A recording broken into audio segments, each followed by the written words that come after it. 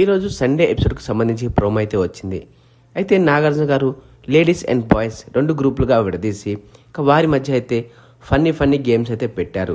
అయితే మొదటిగా నాగార్జున గారు ఏ హీరో పేరు చెప్తే ఆ హీరోకి సంబంధించి సినిమా పేర్లు వరుసగా చెప్తూ ఉండాలి. ఎవరైతే చెప్పలేకపోతారో వాళ్ళు ఓడిపోయినట్టు. సో అలా టాలీవుడ్లో ఉన్న అందరి హీరో పేర్లు చెప్తూ అలా ఒక ఫన్నీ గేమ్ని అయితే పెట్టారు.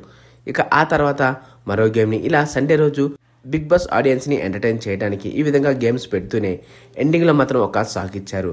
బేబక్కని ఎలిమినేట్ అంటూ పెద్ద ట్విస్టే ఇచ్చారు. అయితే ఈరోజు చాలామంది ఎలిమినేషన్ ఉండకపోవచ్చు అని భావించినప్పటికీ ఎట్టి పరిస్థితుల్లో బిగ్ బాస్ అంటే మొదటి వారంలో ఎలిమినేషన్ ఉండాల్సిందే. ఎందుకంటే ఒక పాత కంటెస్టెంట్ని బయటికి పంపించి కొత్త కంటెస్టెంట్ని హౌస్ లోపలికి పంపించాలి. ఇదే ఈ కొత్త బిగ్ బాస్ కాన్సెప్ట్. కాబట్టి ఈరోజు అయితే బేబక్క ఎలిమినేషన్ కాబోతుంది. మరోవైపు బేబక్క పైన పెట్టుకున్న అంచనాల్ని కూడా తను రీచ్ అవ్వలేకపోయింది. సో అది కూడా తన ఎలిమినేషన్కి ఒక రకంగా కారణమని చెప్పుకోవాలి.